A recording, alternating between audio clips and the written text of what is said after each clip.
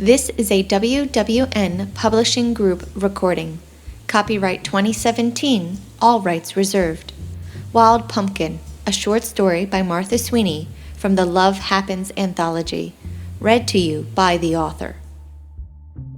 Chapter 1, Delilah. Due to the fact that this is your first offense, the judge explains, looking sternly at me, I'm willing to be a little lenient with you. I can't help but notice the crater lines that seem to ever expand from the corners of her eyes out across her face, sucking me in as if it's the earth quaking open. Her tone is raspy as if she smoked a pack or two of cigarettes a day all her life. I make a mental note to push myself to quit smoking, scared that her raisin-like face and baritone voice is my imminent future. The fact that you only hit a road sign, Mrs. Powell. Is it just me, or do judges really like to hear themselves talk? They seem to ramble on more in person than they do on television shows. That you were not at or above the legal limit for intoxication. Listening to her speak is akin to nails on a chalkboard. This court suspends Miss Delilah Powell's license and sentences her to 60 hours of community service. What? I gasp. My head snaps to the right toward my assigned attorney, the public defender. Shh, Mr. Barron scolds as he scribbles down something on his notepad. The judge continues to talk, but her voice becomes drowned out by the thoughts that are flurrying in my head. I shouldn't be getting sentenced to anything. It wasn't my fault. That sign wasn't there before. I would know because I've driven on that road plenty of times to know if it had or not. I sit in shock for a few more seconds as I try to process what's happening to me. You told me the worst would be 30 hours, I challenge with a clenched jaw, leaning close to my lawyer. I almost choke on the stench of cologne that barely masks his vulgar body odor while they both assault my nose. I told you that the worst would be up to a year in jail, Mr. Barron counters. Be thankful that Judge Vaughn is being nice. Nice? I snap. Yes, he says curtly. Nice. Judge Vaughn is not known to be this lenient when it comes to anyone who enters the system, even first-time offenders. Offender? I scoff. I wasn't intoxicated. I swerved to avoid hitting an animal. The law requires that you maintain control of your vehicle at all times, Mr. Barron states flatly. I did have control, I rebut. Mr. Barron offers me an unimpressed expression. You are also showing very low levels of intoxication, he adds. He stands and begins collecting his things, putting them in his briefcase. Thank you, Your Honor. No, I challenge lowly but sternly. I was not intoxicated. I was well below the drinking limit. This is not okay. Ms. Powell, Mr. Barron begins, walking toward the back of the room. My feet shuffle to keep up with his sudden fast pace as I call after him. For the few times that I've met this greasy, fat blob, he's never moved this fast. It's like someone just announced that fresh donuts are out in the hall, and he's hurrying to make sure he gets his hands on them before anyone else. I strongly advise that you take this time to ponder what happened and what you're going to do with your life, he suggests coldly. Excuse me? I scoff. I can tell by the way you've spoken to me that this isn't the first time you've gotten yourself into a situation. However, this is the first time that you've gotten caught, he claims. I avoided hitting an animal, I repeat, irritated by his accusation. I'll be in touch with some community service options after the weekend, Mr. Barron continues. I strongly advise that you take this sentence just as seriously as if you were being sent to jail. You're a shitty lawyer, I retort, slowing my pace. If you wanted better, you should have paid for one rather than seeking a public defender, Mr. Barron returns coolly. Leech, I blurt. How am I a leech? He questions with a chuckle as we arrive to the top of the marble walkway that leads down to the lobby. You get paid regardless if you try or not, I explain. You're not defending the public. You're taking their taxes for your own personal gain and not doing your job. I did do my job, Mr. Barron retorts. I snort. I've seen murderers and pedophiles get off with nothing. They paid for their lawyers, Mr. Barron remarks. My tax dollars are paying for you, I challenge. Now, like I said, I'll be in touch with some options for you to fulfill your community service hours. Remember, they're to be met within 9 weeks. Have a nice day, Ms. Powell, Mr. Barron says, ignoring my statement. Off to ruin another person's life, I reply with a snippy tone and my hands on my hips. Mr. Barron smiles, nods, and then heads towards the lobby as if we don't know each other. I remain standing at the top of the stairs, not sure what to think, how to feel, or what to do. Community service is a waste of my time. I have so many better things to be doing than helping out a community that hasn't bothered to help me out here in court or ever. I leave the courthouse and pace the steps, pulling out a cigarette to help calm myself.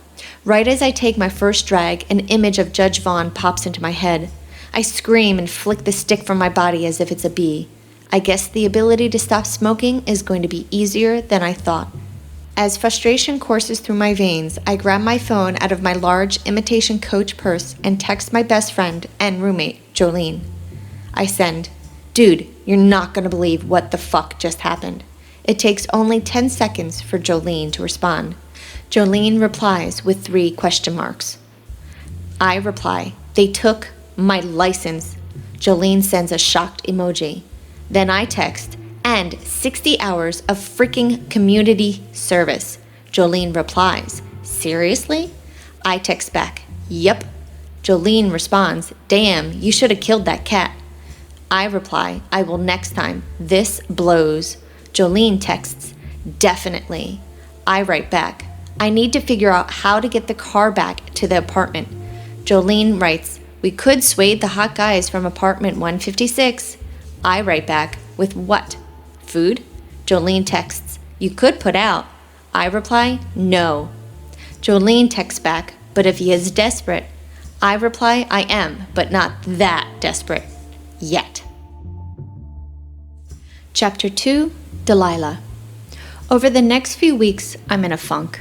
I've got to take 2 buses to get to work, which includes walking several blocks, figure out how I'm going to pay for the damage to my Jeep, pay for my auto insurance that has now doubled, and still pay the rest of my bills, all while trying to eat. My brain is running through all of the possibilities as I get my next client situated on the massage table. "I love your tats," she says, laying down. "Thanks," I reply as I start lighting the candles. "I'm surprised they let you have them here," she comments. "Tess is cool, plus they're mostly covered," I return. "True," she says with a smile. "I don't mind. I know that many businesses don't let people have them show at all. Yours, it's like they add to your beauty." "Thanks," I reply, honestly appreciative of the compliment. "You're welcome," she returns. My client, who is old enough to be my mom, lays back and lets me get to work. She offers a nice-sized tip, bigger than I had anticipated. I end up working a full day thanks to several walk-in clients. Weekdays are hit or miss with enough cash flow. My last appointment is chatty the entire time and much younger than the women I've had all day. I make it to the bus stop about a minute before it pulls up. Taking a seat, I take out my cell phone to text Jolene. I write, "On my way home." It takes Jolene a few seconds to reply. "I just got in. Want me to cook?" I text back, "Please, I have at least 45 minutes until I'm back." Jolene responds, "Cool, you owe me." I write back, "I have since I lost the car." Jolene texts, "What do you want?" I reply, "Anything, Queen Chef." Jolene replies, "Buttering me up, huh? Hoping to get laid?" I text back, "LOL always, but not by you." Jolene responds, "I'll get you drunk enough to where you're curious." I respond, "Hasn't happened yet." Jolene texts, "Doesn't mean it won't." I reply, "Met your future wife today." Jolene writes back, "Really?" I text, "Yep, she's as plain as they come. She's perfect for you." Jolene texts, "Plain?" I write back, "I bet she wears granny panties too." Jolene responds, "That's harsh." I respond, "I thought you were into that type." Jolene texts, "It only happened that one time." I reply, "That's all it takes, LOL." Jolene writes back, "Careful, bitch. I'm in charge of food." I text, "Haha, okay, sorry, I loves you." Jolene responds, "You have to do better than that." I look up from my phone to make sure I'm not laughing out loud or have a bunch of people staring at me. My eyes catch a glimpse of 2 hotties walking on the sidewalk into a high-end restaurant. I text Jolene, "Do you need me to pick up anything on my way back?" Jolene replies, "Nope." My phone starts buzzing and I huff when I see who's calling. I text Jolene, "That stupid public pretender is calling." Jolene responds, "Talk about creeper." I reply, "Let me see what he wants." Jolene texts, "See you in a few." I reply, "Loves ya." Jolene replies, "Loves ya too, bitch." "Hi, Mr. Barron," I greet with a sigh. "Where were you today?" he asks curtly, as if he's an annoyed parent. "At work," I inform. "Why weren't you at your community service?" he inspects with irritation in his tone. "I need the extra hours," I explain sarcastically. "I've got to pay my bills, even the bills for a car I can't use. Do you know what happens if you fail to attend your court-appointed community service, let alone fulfill them by the time you're supposed to?" he inquires. "I have off in 2 days," I state. "I'll go then." "You can't just go when you feel like it," Mr. Barron insists. "Well, I need to go when I'm not working," I comment, trying to stay calm. "You better be there tomorrow," Mr. Barron directs. "If you're not, you could have a warrant issued for your arrest." "What? Why?" I snap. "There are time constraints on when you need to get your services done," he shares. "Plus, since you never picked what kind of a community service you wanted to do, I had to choose for you." "You never told me any of this," I challenge. "I told you this plenty of times, Miss Powell," Mr. Barron claims. "Do you want to go to jail?" "Are you threatening me?" I press heatedly. "No," he laughs. "But the court will put you in jail for failure to comply with your court-ordered community service." "How the hell am I supposed to make a living if I've got so much community service to do?" I push back. "That's something you should have thought about before driving under the influence and swerving," he claims. "I wasn't intoxicated," I bark. I look up to see if anyone has heard me. A small sigh slips past my lips when I notice that the bus is practically empty. "The only facts that matter right now is you attending your community service and fulfilling those hours by the time they're supposed to be completed, or else there are repercussions," he lectures. "Fine," I huff. "I'll be there." Chapter 3, Delilah. "You were supposed to be here the past 2 days," the man sitting behind the desk says as I knock on the frame of his door. He doesn't bother to look up at me.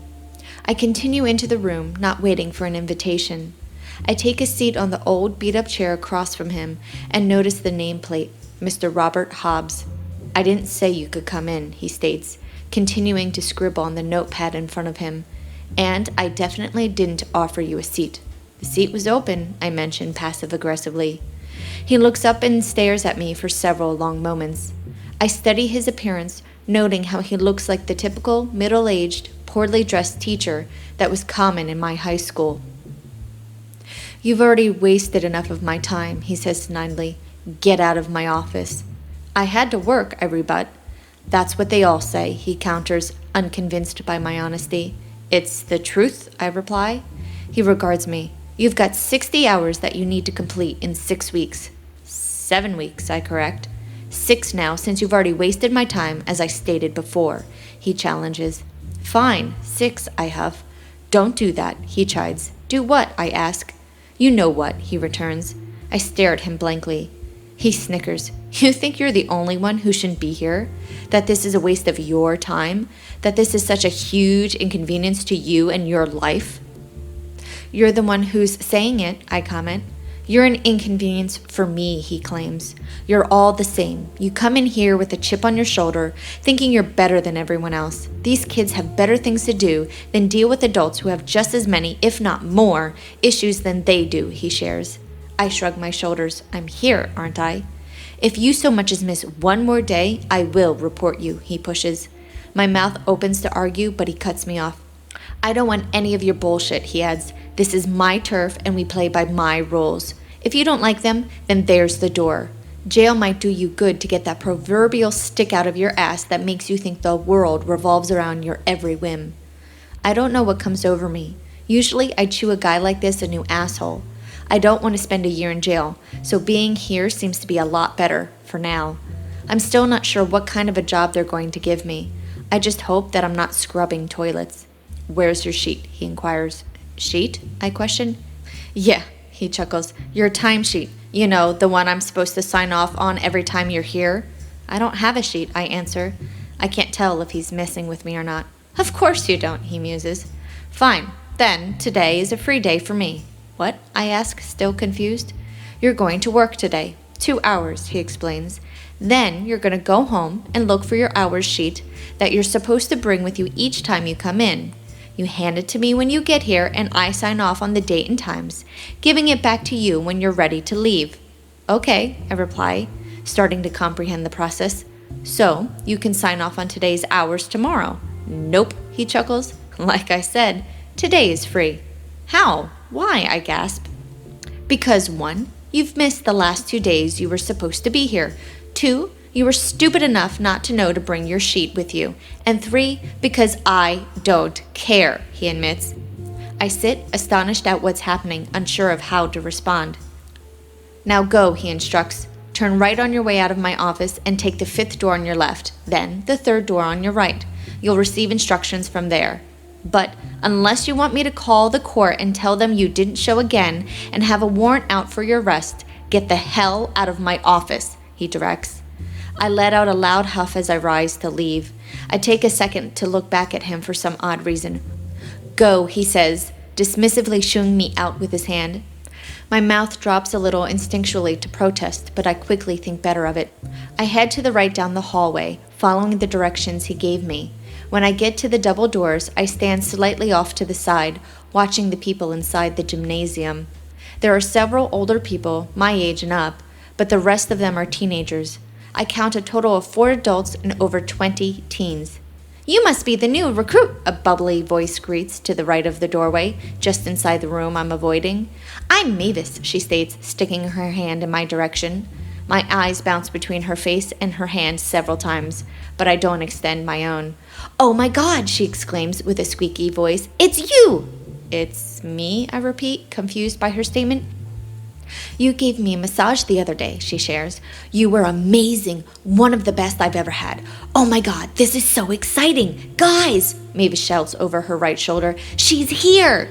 The idea to flee comes to mind, but when I look up, I find all eyes on me. You're Delilah, right? She checks.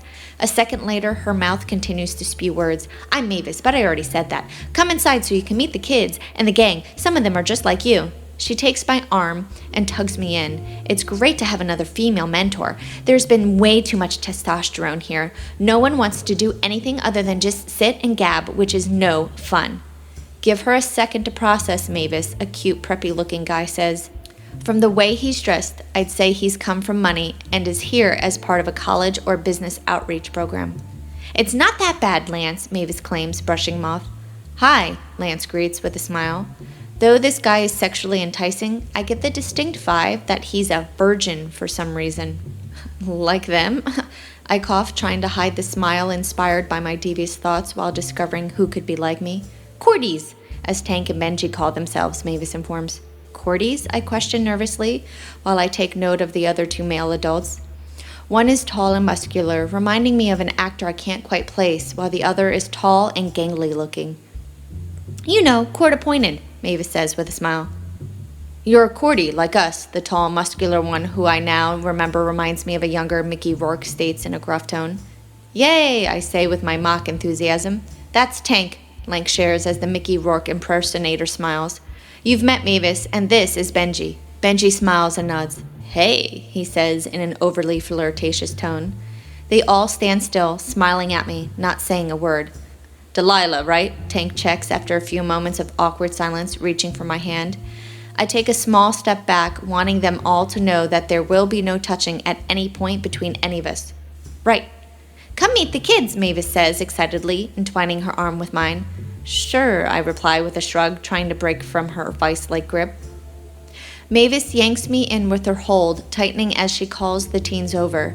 She rattles off their names and each one raises their hand or lifts a chin to indicate who they are. Most of them seem unimpressed with the roll call, and a few of the boys size me up a little. Lance and Mavis try to rally the 19 boys and 7 girls together as a group, so I decide to take a seat against the wall that's away from everyone. I watch from a distance to get an idea of how this program works. From the looks of it, the kids act more like they're in detention rather than a program. Lance seems to be the leader, but I'm not quite sure. Mr. Hops pops in for barely a minute or 2 until his phone rings, causing him to be gone more than he's here. Mavis sits near and tries to talk with the girls as if she's one of them, but they ignore her. Lance, Tank, and Benji toss a few hoops with a couple of the boys, but nothing else happens. Chapter 4, Delilah. You're late, Mr. Hobbs says without glancing up at me. The bus was late, I explain coolly. Don't care, he returns, sticking his hand out, shaking it at me. You got it? Yes, I confirm, stepping into his office. I hand my hours sheet to him. Taking the sheet from me, he directs, I'll see you when you're done. I don't reply and leave his office. I figure the less talking I do, the better for all of us.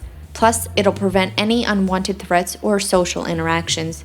You're here, Mavis shouts with glee, rushing towards me as I enter the gym. She hugs me like she did yesterday, as if we're best friends. I offer a half smile when she lets go. I stick my headphones in and walk to my previous post for the past 2 days, where I watch in peace and don't have to do anything. For some reason, Lance comes over and sits beside me. Huh? I ask after he nudges me. If you want your hours to count, Lance says, you're going to have to interact. I lift an uninterested brow. If you want Mr. Hobbs to sign off on your hours, you'll have to participate with the students, Lance elaborates. Didn't seem to be an issue yesterday, I state. I just don't want you to miss out on hitting your hours, he says. Tank's lost 10 hours doing just that when he started. I regard Lance. How long has Tank been coming? A long time, Lance replies. I'll consider it, I return. Unless you want to stay here longer, then that's cool too, Lance comments, standing up. Why would I want to stay? I ask. Lance just offers a smile. Your girlfriend's going to get mad if you keep flirting with me, I state. Girlfriend? Lance inquires. Mavis? I state. Lance chuckles. She's not my girlfriend. Right, I mock. He returns to playing hoops with the boys. I keep my earphones out but stay in my spot at the table that's farthest from everyone as I start to pay closer attention to the people around me. I realize that the girls always stay together even when they go to the bathroom. The boys are divided into 4 groups and one of the boys likes to be on his own. From what I remember when Mavis was yammering yesterday, the group usually remains in the gymnasium. Apparently, this is an after-school program for the school's teens who live in the most troubled neighborhoods. From what I read on the school's website, the program has been designed to help them stay off the streets and work through their issues without the use of their fists. Clearly, the teens aren't impressed by the idea of the program itself. I've seen a few things get heated between the boys the last 2 days. I can understand the challenges these kids are having just from watching them interact and from the lack of structure in this program. Mavis, Lance, Tank, and even Benji try, but the resources are obviously limited. The next day, I'm at the school again, trying to make up for some of my lost hours. The school day ended 2 hours ago, but there's at least an hour or 2 left that I can knock off my requirements. Mr. Hobbs is surprised to see me, but doesn't comment when I drop off my sheet. How you holding up? A voice asks from my far left, catching me off guard. Fine, I say. Lance has a goofy smile. What? I check. Nothing, he denies. Just tell me, I demand, unamused by the game. It takes him a few seconds to answer. You don't remember me. Should I? I check. Lance shrugs his shoulders. You looked right at me. When? I inquire. When you were on the bus the other day, Lance states. Were you on the bus? I inspect. No, he chuckles. I was heading into a restaurant with a buddy of mine. A grin pops on my face. I get it now. Get what? Lance asks. Why you and Mavis aren't dating, I state. And why is that? Lance checks nervously. Because you're gay, I muse. I'm not gay, Lance defends. I lift a brow in question. Definitely not gay, he repeats. I'm not judging, I reply. My roommate is a lesbian. Lance shakes his head. You're still in the closet, aren't you? I tease. No, he claims. And you're a virgin too, I goad. What? Lance gulps. His cheeks redden. That's not appropriate talk here. None of this is. I'm sure these kids know more about the birds and bees than you do, I muse. Inappropriate, Lance repeats. Maybe, I say with a grin, but I got you, and now you're thinking about it. So, Mavis says you're a masseuse, Lance states, changing the topic. Yep, I sigh. Really? Where? Lance asks excitedly. I'm not telling, I scoff. What? Why? He asks. I don't trust you, I claim with a smile. I'm hurt, he returns. You'll get over it, I laugh. So what landed you in here? Lance asks. Something stupid, I reply. My eyes scan the room. Do you guys seriously not do anything? We try, but the kids don't seem interested in anything, Lance informs. With barely a budget, Mr. Hobbs struggles just to offer them safe transportation home. You might want to make your rounds, I suggest. Why? Lance inquires, unsure of my words. Your girlfriend might get the wrong idea about us, I goad. Lance chuckles. Mavis and I aren't dating. Really? I gasp playfully. Then you're definitely gay. We're back on that again, he scoffs playfully. I smile. What are we talking about? Benji asks, interrupting us. You, I claim. Me? Benji says with a smile. Lance was just trying to figure out how to ask you out on a date, I share with a straight face. Benji and Lance look back and forth between me and each other. Funny, Benny quips, unamused. I was hoping you'd agree to go out with me. Aw, I reply, pretending that I'm flattered. No. Why not? Benji inquires with a disappointed expression. I don't mix business and pleasure, I reply. What about me? Tank asks from behind me. I jump a little in my seat, not expecting him. I dated a guy like you once, I offer. Yeah? Tank says with a smile. It didn't go well, I inform. For him. I chuckle internally at the uneasy expression that surfaces on Tank's face, leaving him speechless. Chapter 5, Delilah. By the end of my 5th day, Mr. Hobbs has signed off on 11 of my 60 hours. He doesn't like to round up hours, rather round down, and has yet to credit me my 2 hours from the first day I was here. With 4 weeks to go, I'll have to cut back on my hours at work or change shifts just to be able to complete community service in time. I'm only concerned about finishing my hours because Tank explained that when he failed to meet the required hours in the designated time, missing it only by 10 hours, the court tacked on another 100 hours to complete. At the conclusion of my 8th day of service, Mr. Hobbs and I get into a heated argument about why he won't sign off on my times for the day. He states that he wants me to apply myself more. I suggest that he apply himself more, as well as a better budget, since the teens don't want to apply themselves at all to his boring-ass program. The following day, to show Mr. Hobbs and his stupid, balding self that I can participate, I bring in my large, personal stash of nail polish and manicure set.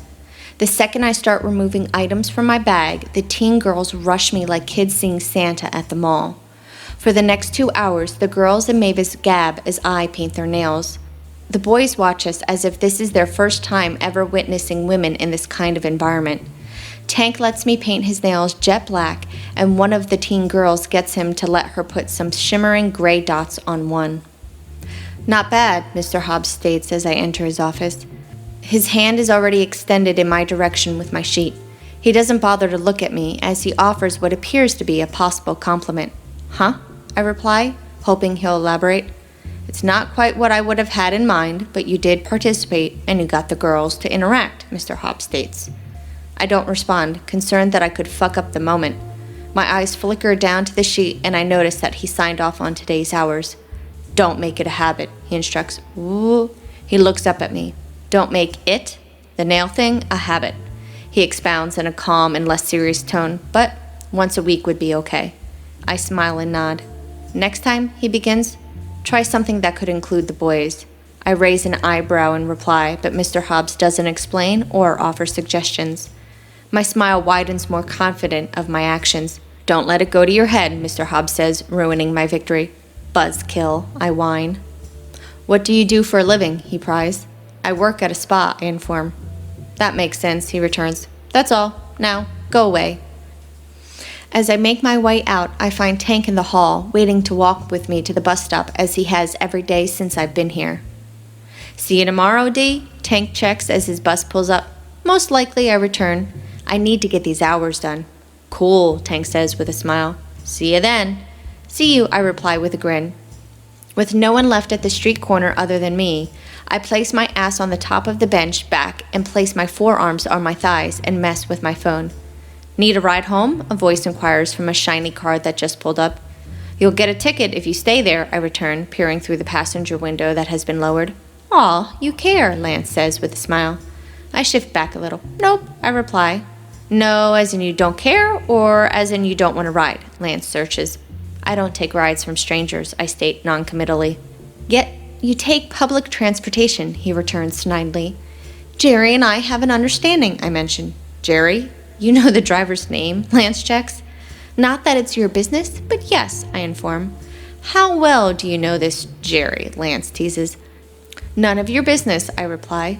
Besides, everything is in public and out in the open. If I took a ride from you, you could end up being a serial killer or some shit and no one would know. We could keep the windows down if that makes you feel safe, he offers. I study him for a second, not sure if he's serious or joking. Ever offer Tank a ride? I inspect. Didn't know he needed one, Lance returns. Does he? You can both hop in. He took the 118, I inform. So? Lance breathes slowly. So that's not my bus, I state. Seeing that your bus isn't here, why don't I take you then? Lance pushes slyly. I told you I don't want to come between you and your girlfriend, I tease. Lance smiles, though his eyes give off an unamused expression. At least we're not on the gay thing again. I grin, knowing that I've gotten to him. You know, a guy looking like you could get your ass jumped for driving a car like this around here, I comment. The school's got the parking lot gated, Lance states. So, Preppy does have a set of balls, I gloat. Still small, but I'm impressed. I get down from my perch and head toward the car. I lean into the window suggestively on purpose. So, how do you want to do this? I ask with a widening smile. Do what? Lance checks. I offered you a ride. That means you get in. You know, I begin, I don't just get in a car with anyone, especially a nice car like this. Someone might think poorly of a girl like me. No one will think you're a prostitute, Lance says coldly. Get in. Ouch, I whine, opening the door. You sure know how to woo a girl. I thought you don't mix business with pleasure, Lance inspects. I don't, I return. He rolls his eyes as I get situated in the passenger seat. Where to, Lance asks. Cherry and Oak, I inform. That's not too far from me, Lance shares. We ride in comfortable silence for a bit. So, why do you do the program? I inquire. I have my reasons, Lance replies with a smile. As in? Lance just smiles wider. As in looking for a girl or a guy who will pop your cherry? I snicker. Not that it's any of your business, but I am not a virgin, Lance mentions. Really? I gasp. I guess some like the preppy virgin look. What about you? Lance pushes playfully. What about me? I ask snidely. I'm not into the preppy virgin thing. Wait, do you think I'm a virgin? Why did you pick the program as your community service? Lance clarifies, unimpressed by my dramatic response. I didn't. It was given to me, I mention. Everyone gets to pick their community service, Lance claims. Well, I didn't, I sigh. Did you have a public defender? He checks. Yeah, why? I pry. I've heard a few cases where they don't bother asking you and just assign you something, Lance shares. Great, I huff. At least you got to meet me, Lance adds with a smile. I glare at him. Yay, I say sarcastically. Lance chuckles and we don't say much until we get to my building. Thanks for the ride, I say, opening the door. I hop out and Lance lowers the window. You're welcome, Lance returns with a smile. Do you need one tomorrow? Delilah, honey, a male's voice shouts from behind me. Who's that? None of your business, Gene, I sigh, rolling my eyes. Gene is one of the creepy guys who lives in my apartment building and hits on every woman who lives here, single and married. Are you cheating on me? Gene questions. Can't be cheating if we ain't dating, I remind. Are you going to be okay, Delilah? Lance inquires. Yeah, I sigh. See you next week. So, you are cheating on me, Gene claims as I walk past him. Chapter 6, Delilah. The following day, I bring a few items with me. The girls rush me, eager to see what I have. Their voices rise about an octave or two as they chat about the stuff. What the hell is this? Benji inquires. Everyone around me stops talking. What do you think it is? I inspect. I'd say bringing in vibrators is going to get you kicked out, Benji states. What? Shouts Mr. Hobbs from the doorway. He storms over to us. They're massage tools, I clarify. Mr. Hobbs inspects the few items that are on the table as Benji peers into my bag. I have to admit, a few of these items could be mistaken for pleasure toys because of their shape. Is this lube? Benji blurts, holding up a bottle. It's oil, I return, snatching it from him. Mr. Hobbs regards me and then looks to Benji. Keep it clean here, Benji. This stuff is clearly for massages. I'll allow it as long as no one continues with that kind of talk. A few of the teens snicker but nod their heads in agreement. As Mr. Hobbs's phone rings, I start explaining how to use the different massage tools. A few of the girls try it on themselves or a friend. Tank starts using the scalp massager, which gets the teen boys more curious. Mavis asks me to show her how I did a few things I did to her during her massage, and it doesn't take long for some of the students to follow suit. Next, you're going to tell me you're going to teach a class, Mr. Hobbs claims when I enter his office to pick up my sheet. I interacted, didn't I? And I got several of the boys involved this time, I state. I know, Mr. Hobbs sighs. I saw. You saw? I question. Yeah, I did, he confirms. You mean you left your office? I tease. Watch it, he pushes. I can take those hours away just as easily. Yes, sir, I mock with a smirk, rushing out of his office before it's too late. Hey, Dee, Tank calls from the hall. Hey, I return. You ready? Tank asks, walking closer. Yep, I answer. Tank and I make our way to the bus stop.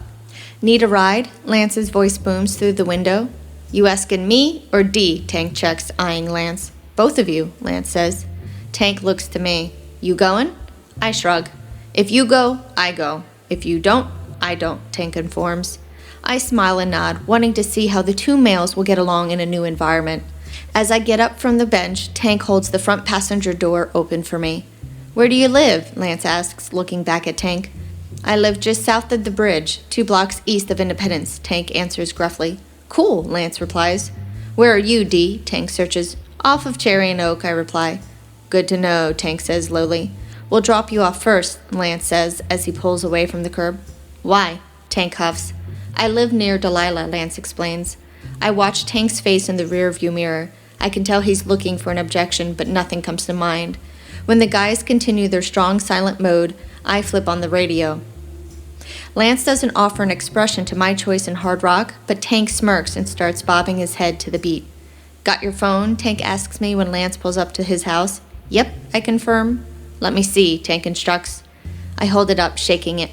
Tank snatches it from me. Hey, I whine. Tank is silent while he performs an operation on my phone. I try to get it from him, but he slides further back in his seat.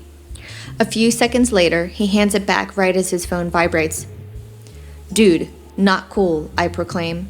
If Preppy decides to get handsy with you, you got my number if you need me, Tank informs as he glowers at the back of Lance's head. I don't want you to have my number, I huff. I need to know when you're calling, babe, Tank replies. I'm not your babe, I remind. Tank shrugs. Not at the moment, he returns with a grin. I roll my eyes. Bye, Tank. Bye, Dee, he says. Tank gets out of the car and leans in through the window. Behave, he instructs, looking at Lance. Tank looks down at me, offers a grin, and then steals a kiss on my cheek. Ew, gross, I protest, wiping my face. Tank chuckles as he walks away. Call me if he gets inappropriate, Tank directs. When have I ever gotten inappropriate, Lance balks. I snort. Tank takes his index and middle finger of his right hand, points it to his eyes, and then out to Lance before turning to enter his building. Bye, sweet cheeks, I holler. Tank looks back and grins. I face Lance. What? I feign. Lance shakes his head. Jealous, I muse as he pulls away. Nope, he lies. Tank is right, you know, I declare. What? Lance checks. It's the quiet ones who are always more inappropriate, I explain. Lance smiles. You're quiet. I pause for dramatic effect. Dang, you got me, I say with a wicked grin.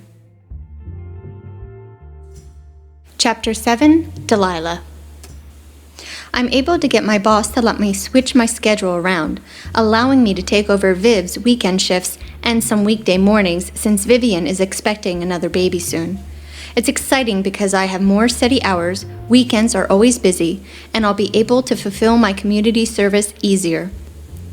You're so lucky, Brianna squeaks, walking into the break room. What do you mean? I ask, taking a chug of my water. Your next client, she sighs. He's so hot. Is that normal for weekends? I check. Sadly, no, Brianna returns dejectedly.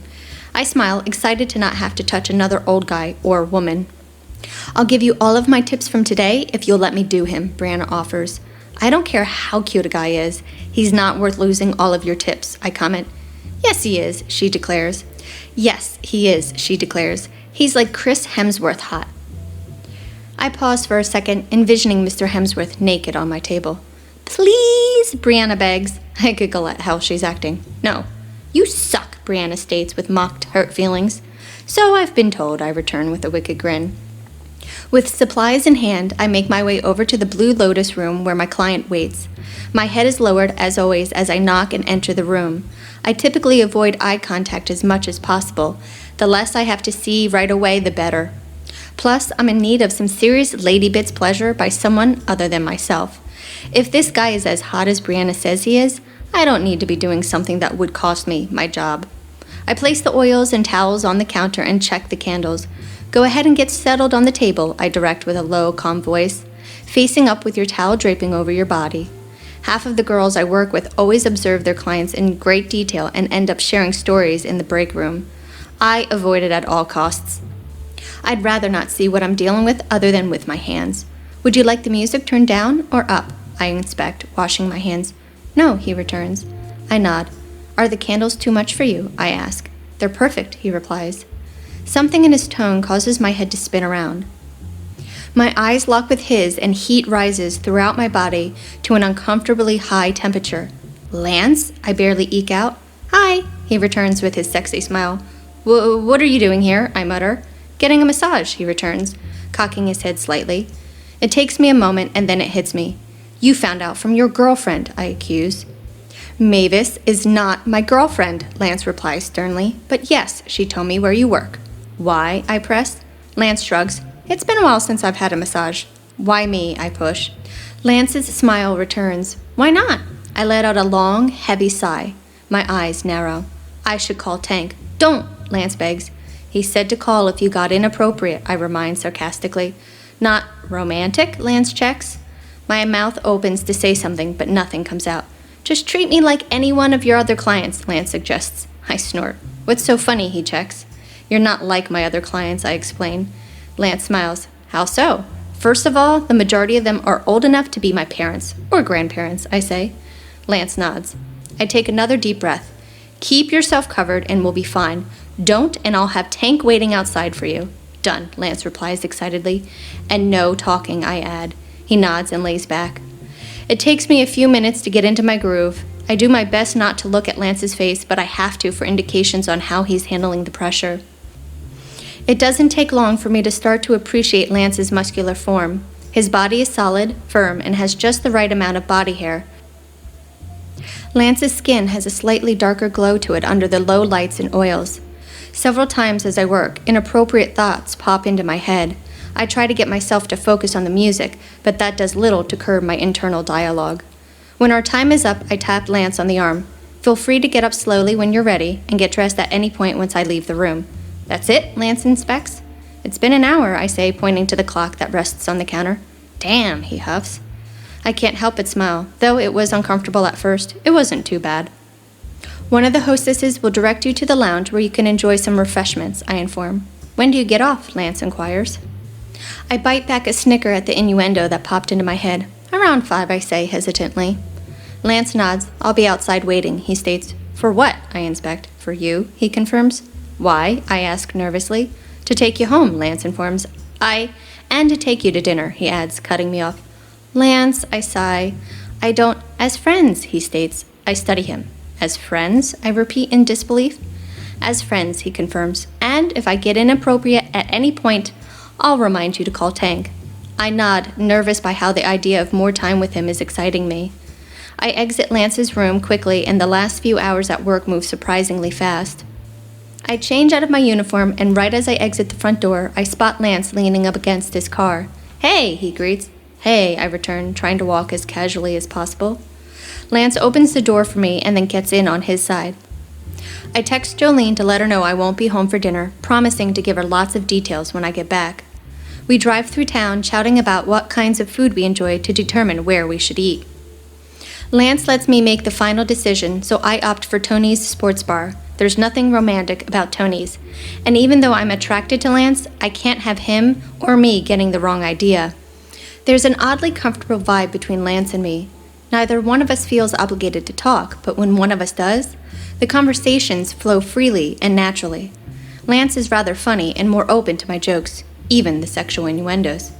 So, Lance begins. So, I repeat. When did you get your first tat? He inquires, taking a bite. I noticed you don't have any, I comment. Lance grins. That you know of. I saw everything but 2 very small areas. I'm not small, Lance interjects. I grin. I wouldn't know. I didn't bother to look. Yeah, right, Lance laughs. When I was 18, I say. How many do you have? Lance pries. Enough for now, I return. You plan on getting more? He checks. Maybe, I reply. I've always thought about getting one, Lance comments. Bullshit, I laugh. Seriously, Lance returns with a shrug. I never could pick what and where. If it was up to me, I begin, you'd have a tattoo by the end of the night. Want to wager on that, Lance suggests. What's up for grabs, I check. What do you want if you win, he inquires. I think for a few seconds. If I win, you get a tat, and you also have to answer any questions I have. About what, Lance checks. About anything, I explain. So you do plan on seeing me again, Lance baits with a grin. I do have community service, and there are a lot of witnesses, I goad. And if I win, you have to go out on another date with me, Lance states. I weigh my options, knowing my rate of convincing guys to get tattoos are very high. Deal. Lance reaches out his hand to finalize the bet.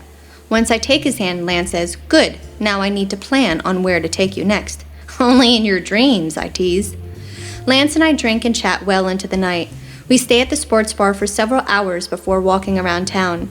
We pop in and out of different places, and I even try to drag him into a tattoo parlor. Lance plays it cool while I try to pretend to pick out my next round of ink.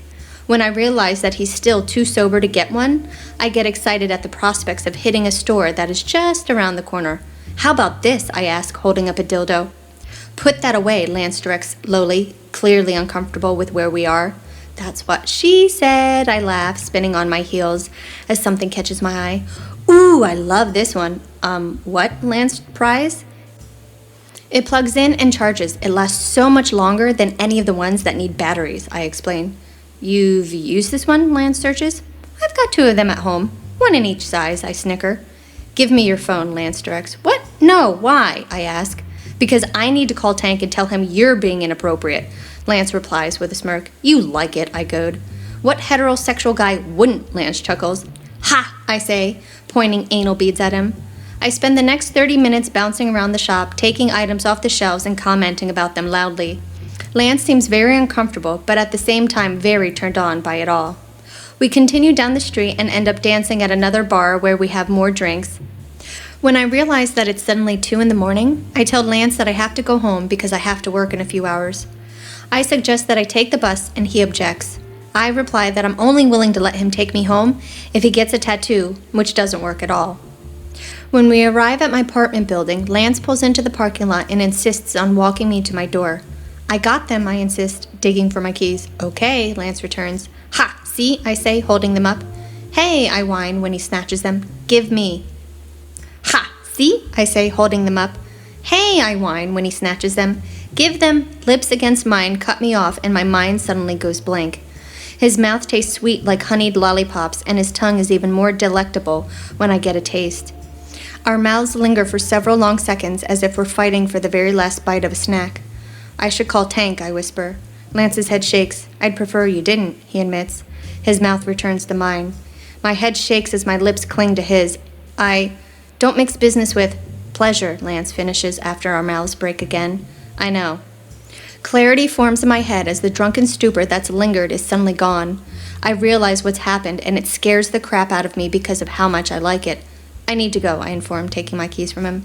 When's your next day in? Lance searches eagerly. Work or community service, I ask, fumbling with my keys. Community service, he replies. Wednesday, I confirm. He cups my face and steals a soft, slow peck. See you Wednesday. Chapter 8, Delilah. Hey, Delilah, Mavis greets when I walk into the school gym. Hey, I answer, nervously looking around for Lance. I hope he doesn't make it weird today for me after what happened the other night. We weren't sure if you were coming since you were a little late, Benji states. Yeah, I got tied up with my last client, which made me miss the bus, I explain. Did you bring anything with you today? Mavis asks as she fidgets. No, I forgot, I sigh. It's okay, Mavis returns. I thought it would be cool if you did. We don't want the kids to talk. Talk? About what? I inspect. We're not sure if they know, Tank states. Know what? I ask. You don't know? Mavis checks. Clearly, I return. What? Tank, Mavis, and Benji look around the room, and my eyes follow, trying to understand. I take note that everyone is here, everyone but Lance. Lance was in jail, Benji whispers. I choke on my spit. Bullshit, I say. Nice try. Mavis isn't smiling, which concerns me. The woman always smiles. He's not lying, she confirms. What the fuck happened? I ask, confused. They found a bag of pot in his car, Tank explains. My heart pounds harder in my chest. I didn't even know he smoked, Benji comments. I mean, if I did, I would have asked him for some, and I would have known if he did, but he never smelled of it. How much? I press. How much what? Mavis asks. How much did he have? I return. Mavis shrugs. About 30 ounces, Tank states. My heart stops beating and drops to my stomach. My chest starts to feel like something is sitting on it. Shit, I huff. My brain races as I try to process everything. I know, right? Mavis comments. I would never have guessed that he smoked. He didn't, I reply as my eyes focus on a spot on the floor. How do you know that? She asks. He was dealing it then, Benji states. I knew it. I wish he'd told me. I would have bought the whole fucking thing from him. Fuck, I sigh. I need to go. What are you talking about? Tank asks. Where is he? I search. Who? Mavis checks. Lance, I reply. He's either in jail or made bail, D, Tank says sarcastically. Which one? I pry. Which one what? Tank asks. Which jail is or was he in? I investigate. Why do you care? Benji asks with a snippy tone. Aw, you care, Mavis sings. I knew it. I knew she liked him, Benji huffs. D, Tank calls with disappointment on his face. Which jail? I repeat. The cities, Tank answers. I have to go, I say, turning around. Where? Mavis checks. I don't bother to answer, pointing my feet to direct me back to the bus stop. Where are you going, D? Tank asks, taking a hold of my arm. I have to explain, I state, pulling away from him. Explain what? Tank checks. I just have to explain, I repeat, unsure of how to tell the truth. You can't leave, Mavis interjects. Mr. Hobbs won't let you. Fuck Mr. Hobbs, I snap. There's suddenly not a single sound in the room. I look around and realize that I must have shouted my last statement. My head shakes as my heart continues to tell me that all of this is wrong. So wrong. I'm not sure how it happens, but moments later I find myself on the bus. The sun is still up, reminding me that there's still a chance to make things right. I've never been one to care, but I do now. I'm not sure why. The only other person I would do this for is Jolene. Jolene. I have to text her so she knows what's happening. I write, I don't think I'll be home for dinner. Jolene responds, got another hot date? I reply, I wouldn't call it that. Jolene texts, he is hot. I reply, yep, but I don't mean that. Jolene sends back 2 question marks. I text, something happened. Jolene replies, something good? I write back, no. Jolene asks, what do you need? I tell her, to be ready when I call. Jolene replies, shit, I don't like the sound of this. I don't reply to Jolene as my mind is set on the one thing I need to do. When the bus lets me off at my stop, I have to walk several blocks to get to my final destination. The sun is just now setting on the horizon, letting me know that my fate has already been determined. I take a deep breath in and climb the stairs to the building. When I get inside, I head towards the officer behind the main desk. I have information, I say. What kind of information? The woman inquires. Information where I need to make a deal, I state. We don't make deals, honey, she claims. Cops always make deals, I state confidently. I'm sure someone will help, especially if I'm the one confessing to something. What are you confessing? She inspects. I need to know that the person who has been wrongly apprehended will be let go before I say, I return calmly. Just tell me, honey, she insists. No, I reply. I want to talk to someone who can confirm it in writing first. I'm not sure how long I wait, but another officer finally ushers me into a room sometime later. So, tell me what you have to confess, the detective states. Mr. Lance Garvey is not guilty of possessing marijuana, I state. How could he not be when we found it in his vehicle, the detective pries. Because it wasn't his, I share confidently.